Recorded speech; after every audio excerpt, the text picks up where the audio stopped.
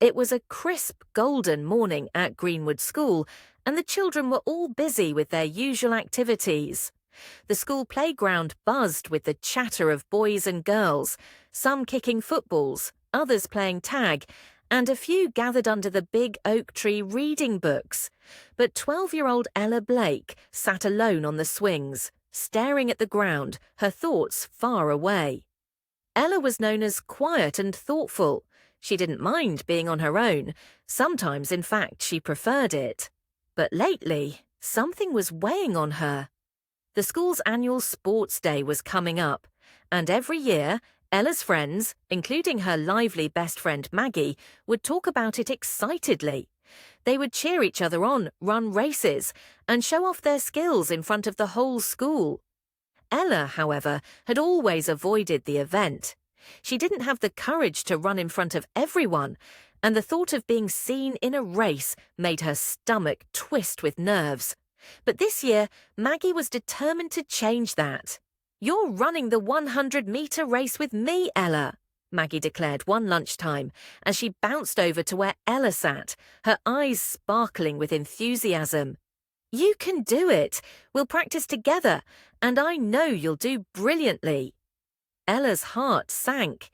She had always avoided running, preferring quiet activities like reading or drawing.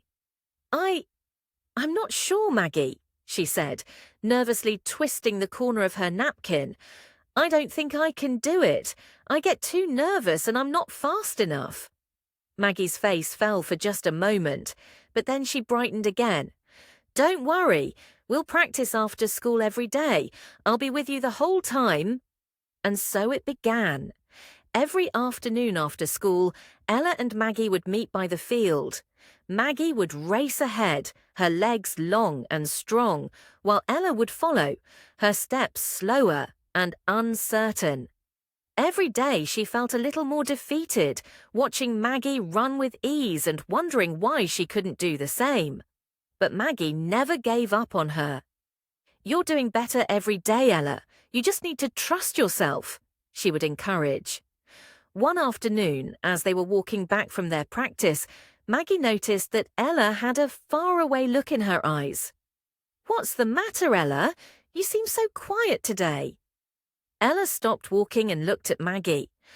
"I'm trying so hard, but it's not working. I'm not as fast as you, and I'll never win. What if I fail in front of everyone? What if they laugh?" Maggie smiled gently and put a hand on her shoulder. "Ella, the most important thing isn't winning or being the fastest. It's about doing your best and being proud of yourself. You don't have to be like anyone else. You just have to be you, and that's enough." Ella blinked in surprise, but there was something about Maggie's words that made her feel stronger. Maybe Maggie was right. Maybe the real strength wasn't in being the fastest. It was in the courage to try, no matter what. On the day of sports day, Ella stood nervously at the starting line of the 100-meter race. Her heart was pounding and her palms were sweaty. She glanced over at Maggie, who gave her a reassuring thumbs up. "You've got this," Maggie whispered. The whistle blew and they were off. Ella's legs felt like they were moving through thick air, and for a moment she wanted to stop. But then she remembered Maggie's words. "Just do your best. Be proud of yourself." With that thought in mind, Ella pushed herself harder. She didn't care that she wasn't as fast as the others.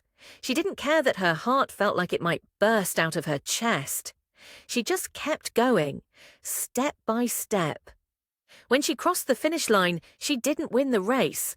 But as she stood there, breathless and smiling, she realized something. She had done it. She had finished. And that, in itself, was the greatest victory of all. Maggie ran over to her, beaming. "You did it, Ella. I'm so proud of you." Ella looked at her friend and smiled, feeling a warmth in her chest that had nothing to do with the race. She had found her own secret strength, and it was far more valuable than any prize.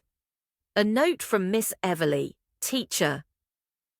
Ella Blake's courage was the real winner of the day. Sometimes it's not about being the fastest or winning the race. It's about having the strength to try, to persevere, and to be proud of yourself. Ella has shown us all that.